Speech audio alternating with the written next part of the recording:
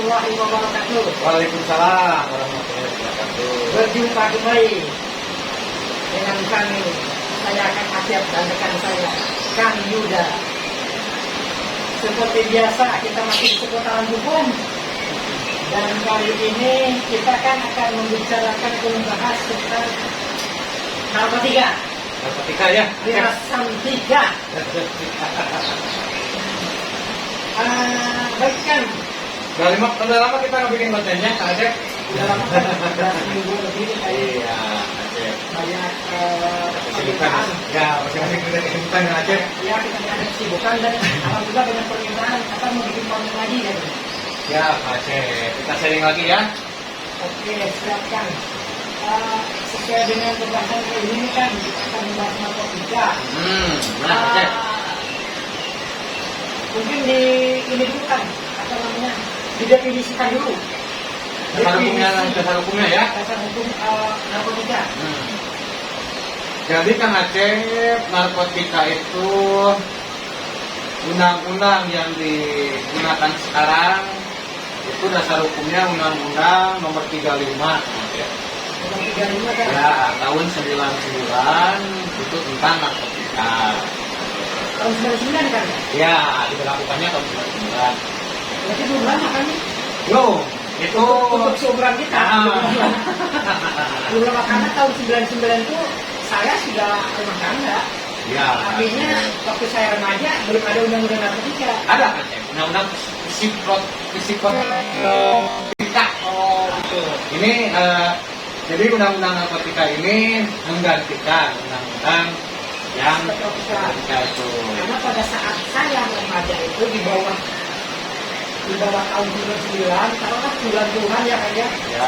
90 atau 89, 83, 89 itu alkohol masih dijual bebas kan? Oh, yang iya. dikatakan gepeng waktu zaman dulu tuh botolnya gepeng kan? Itu masih banyak di supermarket kan? Si gendul itu kan? Gitu. Jadi masih terpantau di supermarket bebas kita beli. Iya. Gitu. Oke, apa boleh lagi materi kan? Kalau itu tidak masuk narkotika kan Acep? Alkohol kan? Alkohol itu kan diaturnya sama Perda. Nah sekarang kan sudah masuk. Nah, sekarang tidak masuk narkotika. Tidak masuk. Tapi ada undang-undangnya. Ada Perda. Perda ya. Ya. Kalau dulu kan belum. Oke kan kembali ke materi kan. Siap. Oke. Ya, kalau diuraikan kan tentang definisi dasar hukumnya kan. Ini dasar hukumnya yang tadi kan? Tadi ya. Definisi narkotikanya mungkin ya. Ya definisi. Apa itu narkotika ya? Betul. Nah. Betul. Jadi narkotika itu Kang Acep zat atau obat ya, hampir. Ya. Yang berasal dari tanaman atau bukan tanaman, Kimia ya. ya, baik sintetis atau semi sintetis, Baik sintetis atau semi-sintetis yang menimbulkan ya, yang menimbulkan atau bisa menurunkan kesadaran, Ya. hilang atau mengurangi rasa sakit, rasa nyeri, Semacam doping mungkin. Ya.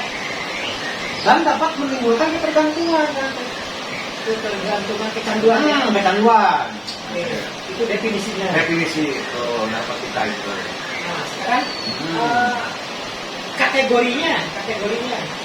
Jadi kategori narkotika itu Kang Acep dibagi ada 3 golongan.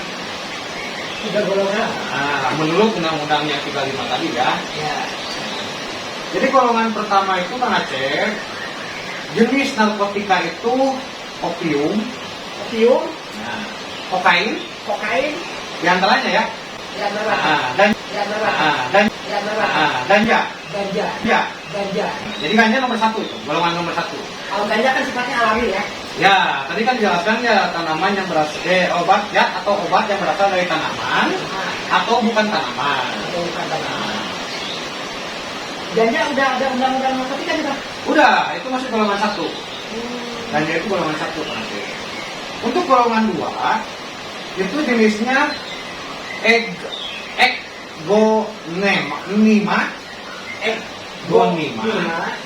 morfin itu masuk golongan 2. Dan lain-lain ya. Untuk golongan yang ketiga Acep, kodein, Kodein. ya, polkodina, Polina. Pol. Polina. Polina. Nah, itu golongan 3. Golongan ketiga. Golongan 3 yaitu diantaranya ya, nggak saya sebut secara spesifik ya. Oke, sama siapa? Seperti obat-obatan Lipam. Nah, itu ada lagi Mas. Ada lagi ya? Itu masuknya ke psikotropika. Oh, MG. Itu masuk Zaman dulu. Zaman sekarang juga ada. BK. Zaman sekarang ada. Masih ada ya? Masih ada. Aduh, mudah-mudahan tidak dikenal orang anak sekarang ya. Nah, psikotropika itu jenisnya seperti alfa joam yang sekarang sering digunakan. Ya. Terus Ricona. Ricona itu masuk ke psikotropika. Itu. Oke. Nah, sekarang masuk kepada ini kan. Kan yang namanya narkotika itu suka ada penjualnya, pengedarnya, dan pemakainya. Ya. Nah, sekarang dari segi hukum nih, bagaimana untuk membedakan, bagaimana untuk mengkelompokkan yang ini bandar, pengedar, dan yang ini pemakai? Ya. Dari segi hukum itu bagaimana cara mengkelompokkannya gitu, Ya. menjeratnya? Ya. Jadi kalau misalnya untuk menjerat apakah si tersangka ini masuk dalam kategori bandar atau korban. Dalam tanda petik saya bicara di sini pemakai narkotika itu korban. Korban, ya korban dia itu korbannya, korban dari penyalahgunaan. Ya. Jadi nanti Kang Aceh itu melihat dari barang bukti. Barang bukti. Kalau dikategorikan bandar itu kalau berat harus di atas 1 sampai 5 kg batasan itu kan. Apalagi banyak di atas 5 kg. Pokoknya paling sedikit itu 1 kg. 1 kilogram itu sudah dipertimbangkan apakah dia pemakai atau bandar. Nah, Sudah masuk kategori sudah bandar. masuk kategori bandar. Sudah masuk kategori Kategori bandar. bandar. Jadi barang bukti. Jadi kalau barang hasil penyidikan ditemukan barang bukti di 1 kilogram atau lebih, itu masuk ke kategori bandar. Ya. Kalau seandainya pemakainya top gimana? Tetap masuknya bandar ya secara hukum ya? Secara hukum bandar Kang Aceh. Jadi ketika nanti ada penangkapan itu dilihat dari barang bukti. Barang buktinya, terus beratnya ya. Beratnya itu kalau ganja itu kalau nggak salah jangan lebih dari 5 batang. 5 batang pohon. 5 batang pohon. Nah, kalau ganja. Terus kalau misalnya kokain itu tidak boleh lebih dari 5 gram. 5 gram. Kalau ganja kan biasanya kalau sudah dikemas itu bukan batangan lagi. Iya kan itu ada kiloan. Maksudnya nanti 1 kilo. 1 kilo itu, 1 kilo itu sudah masuk kategori bandar. Oke. Ya. Untuk ancaman hukuman nanti. Kalau bandar ini ancaman hukumannya itu maksimal itu hukuman mati. Bandar hukuman mati bro. Hukuman mati. Jangan main-main Kang Aceh. Hukuman banyak yang udah banyak yang dieksekusi itu tersangkut masalah narkotika ini Kang Aceh ya. Jadi contoh yang paling dekat yang di Budiman. Ya. Di Budiman kan udah eksekusi. Udah eksekusi. Itu yang kedua itu seumur hidup. Seumur hidup. Nah, paling rendah itu 5 tahun. 5 tahun. Bentar kan saya bahas dulu masalah seumur hidup karena banyak persepsi yang salah, gagal paham. Maksudnya seumur hidup itu pokoknya selama dia hidup sampai mati atau gini? Bagaimana? Iya, sampai meninggal di tahanan. Seumur hidup itu. Oh, jadi kalau persepsi saya kalau dia masuk umur 20 tahun, maka 20 tahun. Oh, bukan aja. Jadi sampai meninggal di tahanan. Jadi kalau dia masuk ke dalam tahanan umurnya 20 tahun nih, umurnya 20 tahun nih, seumur hidup kirain 20 tahun. Oh, enggak. Sampai meninggal. Sampai meninggal. Artinya mendingan hukuman mati aja ya. Kalau hukuman mati itu ditentukan dan dieksekusi. Artinya ya percuma juga dia hidup gitu di penjara. Iya sih Kang Aceh. Nunggu mati gitu kan. Tinggal nunggu mati aja di tahanan. Tapi hidupnya selama di penjara. Iya. Sampai mati. Sampai meninggal di sana. Itu hukuman seumur hidup. Seumur hidup. Oke, jadi artinya hukuman mati atau seumur hidup jelas-jelas ya jangankan seumur hidup gitu ya, sehari 2 hari juga kayaknya nggak bisa kan untuk berjalan. Dan itu di samping hukuman kurungan itu ada hukuman dendanya Kang Aceh 10 M. 10 M hukuman denda. Ya, golongan 1 ya. Itu kalau itu dendanya 10 M itu plus kurungan. Nah, terus kurungan kalau dia tidak bisa membayar 10 M tersebut, itu disubsidiarkan sama nanti hukuman kurungan berapa, ditambahkan lagi gitu. Berat sekali kan. Iya, berat sekali untuk hukuman kategori bandar ya dan pengedar gitu ya. Oke, kalau sekarang pemakai bagaimana kan? Bentar aja, untuk golongan 2, nah itu batasannya itu morfin itu sampai 5 gram. Mungkin sampai 5 gram. Nah, sama ancaman hukumannya mati, hukuman terberatnya mati, hukuman minimalnya 5 tahun. Ini untuk bandar ya? Untuk mana ya? Kita bicara untuk bandar dulu ya. Dan denda 800 juta. 800 juta. Denda 800 juta. Masih lanjut kan untuk bandar atau sudah? Untuk bandar ya untuk golongan 1, golongan 2 ya segitu aja. Ancaman hukumannya. Oke, sekarang ke pemakai. Ya. Untuk pemakai nih, mungkin agak ringannya Iya. hukumannya. Iya, aja. Tolong diuraikan kan untuk pemakai. Untuk pemakai itu kan jelas ya batasannya dari barang bukti kan ya. Ya. Kalau barang bukti di bawah itu bisa dikategorikan pemakai. Ya. Nah kalau pemakai itu nanti biasanya Kang Aceh itu kalau banyaknya artis-artis yang menjadi korban penyalahgunaan narkotika di sini, itu kebanyakan pasti minta untuk rekomendasi direhab. Direhab yang di Ridho itu Kang Aceh. Yang di Ridho itu. Tapi itu juga Kang Aceh tetap pertimbangan atas pertimbangan putusan hakim. Kalau sama putusan hakim itu bisa dilakukan rehab, ya rehab. Berarti kalau putusan hakim direhab dia tidak kena sanksi hukuman penjara.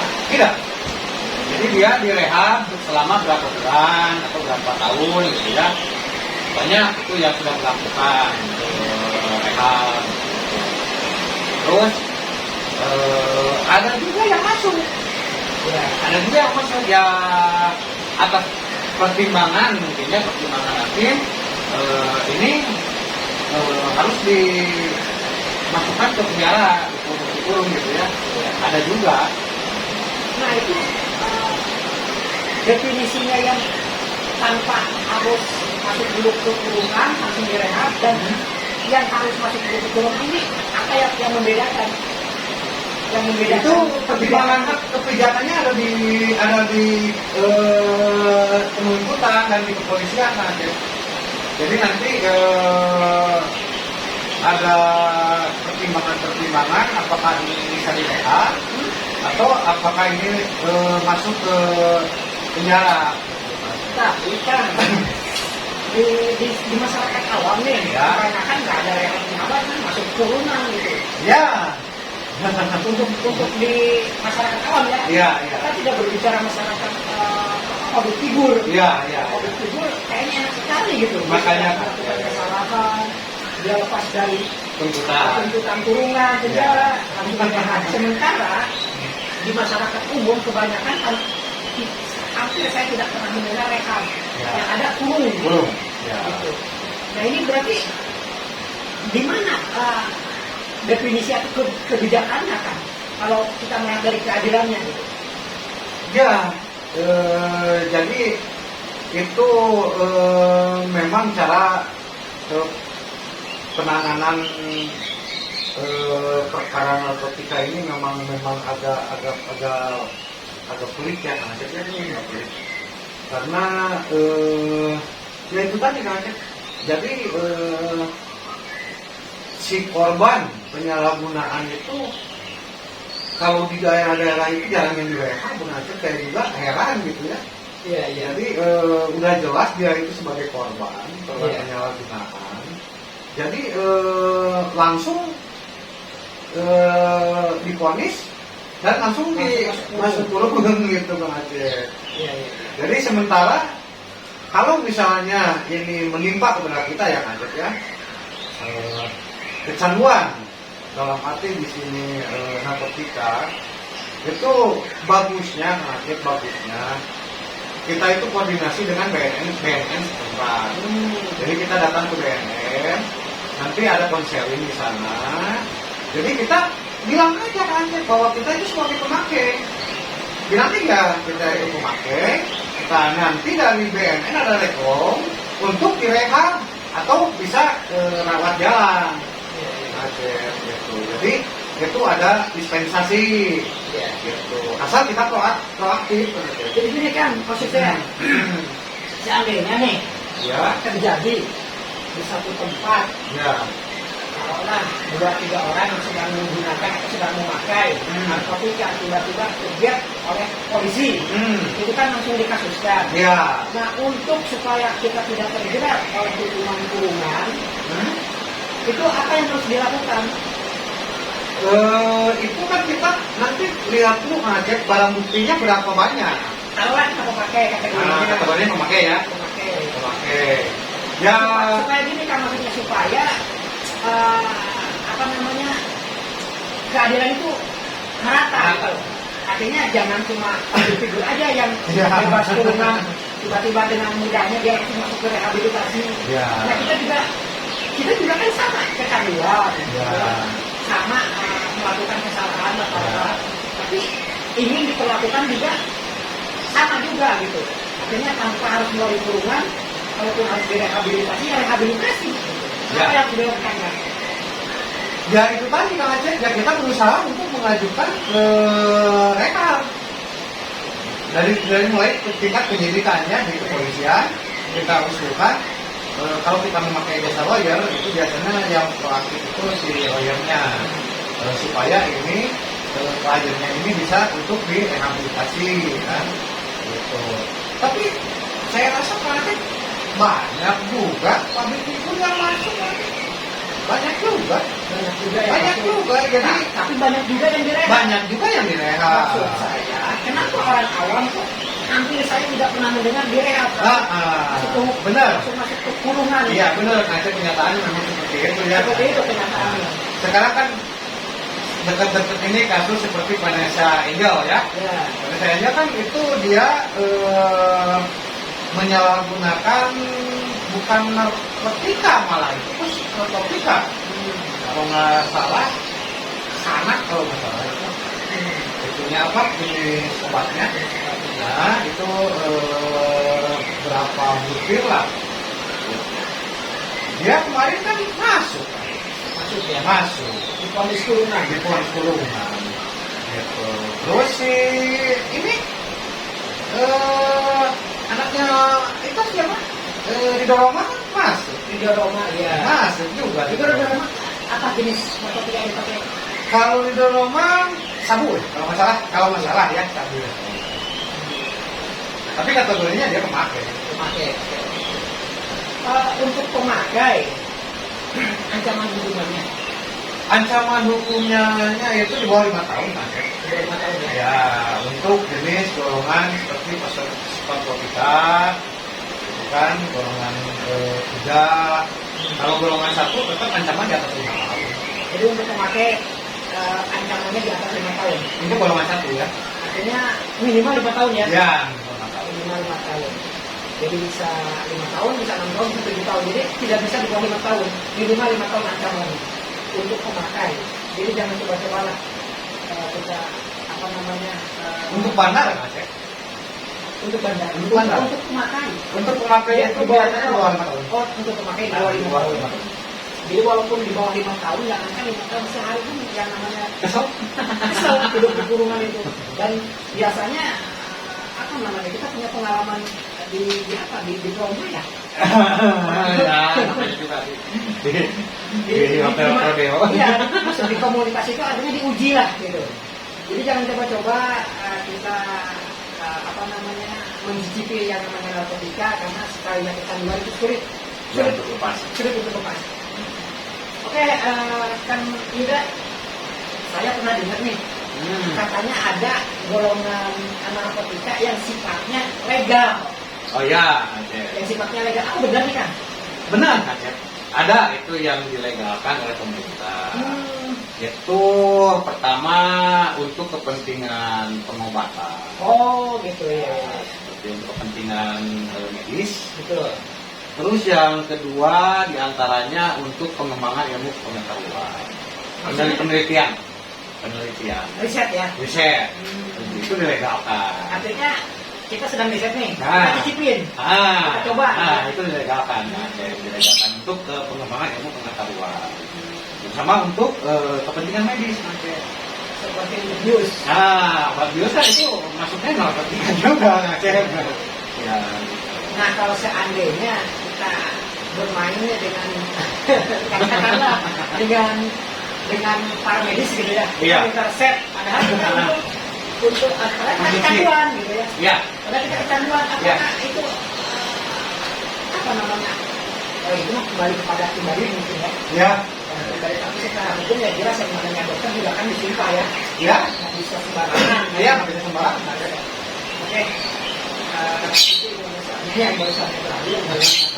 Artinya mungkin apa pesan-pesan untuk para sobat-sobat ikan yang berhubungan dengan narkotika, apalagi generasi muda kan.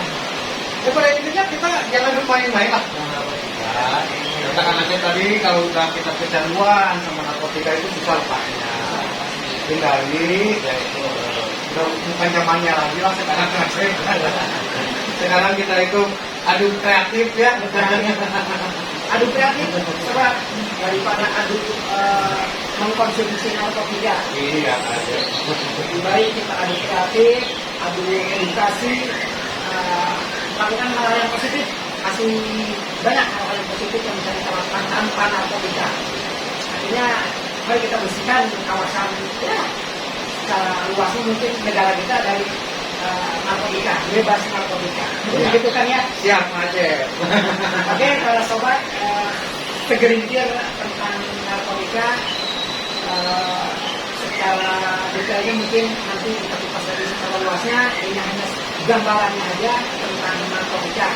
Demikian sobat, semoga apa yang kita bincangkan barusan semoga menjadi edukasi dan juga ada sedikit yang diambil dari pembicaraan kita untuk mahnya, untuk buahnya.